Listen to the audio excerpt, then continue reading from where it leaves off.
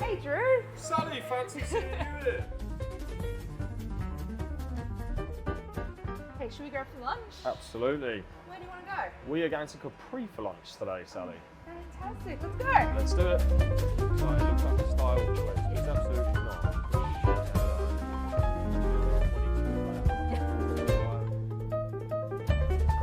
After you. Oh, thank you so much. No worries. Come on.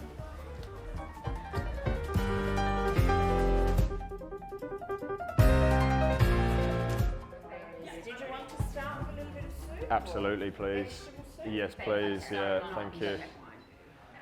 That's a rule of Capri, never say no to free soup. I would never say it's no. It's complimentary. So we're here at Capri. Yes, we are. Tell me about why you love Capri. So I'm a big Freo head. I've always loved Fremantle. This is where I started out initially. When I first started working at Peggy's, this was somewhere that Harry put me onto, and I just said to him, look, I want to go out for dinner, but I don't want a fuss. I want like some old school hospitality, started coming here with my partner, and I was just like, this place is sick, this is awesome, I don't have family here, and when I'm at Capri, I feel like I'm being looked after. Should we dive into Yeah, some we of this should, complimentary yeah, soup? absolutely. It smells so good. It's gorgeous, mate. So what is it that you think makes a great venue generally? Hospitality for me should feel very natural, so I want to come out of a restaurant feeling like, one, I've been looked after, my belly's full. I think that's what fundamentally hospitality is about. Good food and booze is one thing, but it's that feeling that you've been looked after. Okay, this is my standard order every time. This is the veal cotoletta, side of spaghetti bolognese and a little salad just to freshen it up. This is like a warm hug for me, like if I'm not at work and I want to eat something delicious, perfect. What makes you order this specifically again and again? So I grew up between East London and Italy, so a lot of my culture that I've adopted is the Italian culture. This feels very old school, homely. It's not the kind of thing you get in restaurants, but it's the sort of thing that your nan or someone's nan would make for you. So you kind of described Capri as a bit of like a hidden gem before. Absolutely.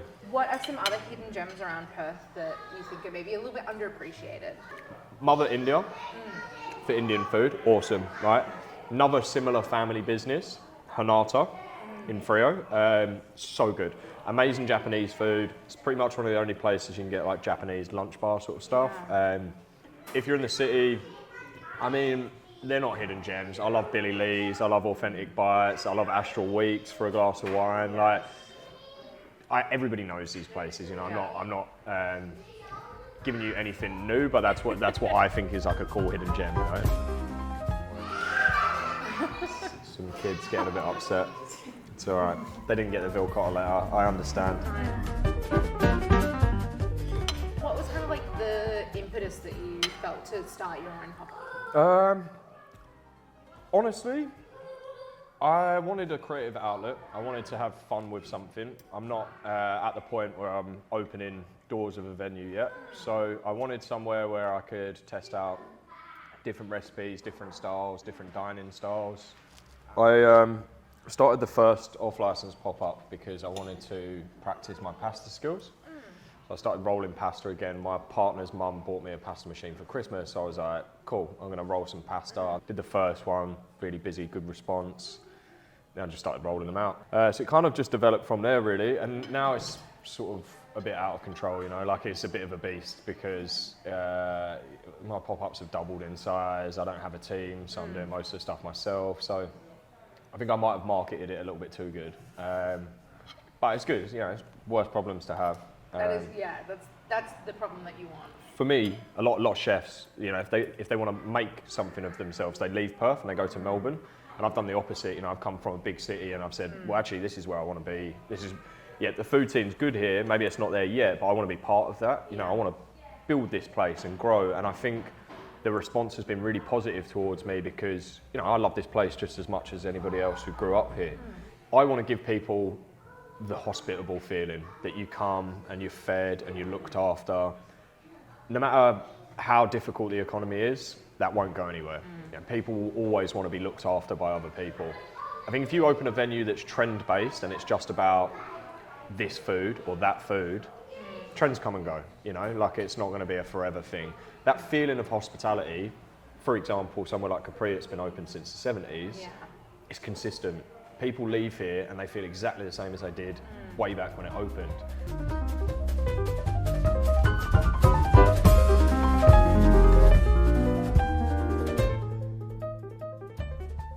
That's really good tiramisu. It's good, eh? Yeah. It's just what you want. And a little coffee afterwards.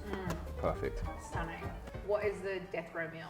So, I've had a big think about this, and I always answer different things, but I've come to a conclusion. I'm pretty much emulating Christmas dinner at my house. That's my death row meal. So it's usually a prawn cocktail.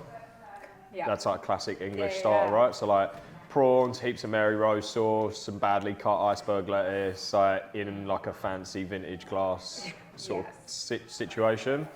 Mains is like the classic British roast dinner, because if I'm going to die, I'm going to die with a full stomach. And then dessert would be a tiramisu. I love tiramisu. Like, it's unbeatable as a dessert. Who is a Perth chef that we should be keeping an eye out for? I cannot say this anymore genuinely, and it's not because I work for him, but with my whole heart, the reason I took this job is because his cookery is incredible. It is next level. You need to keep an eye on Stephen Chen or Stephen Chen. Amazing food. His knowledge of the classics, his respect for traditional culinary methods, his whole aura, everything about his cooking is next level good, and he's next to come up, man. Like, I feel honoured to work next to him every day, because some of the stuff he puts out, I'm like, this is incredible.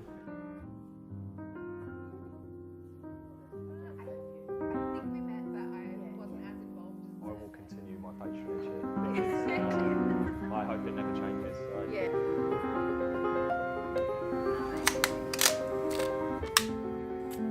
Thanks very much, guys. Thank you. See ya.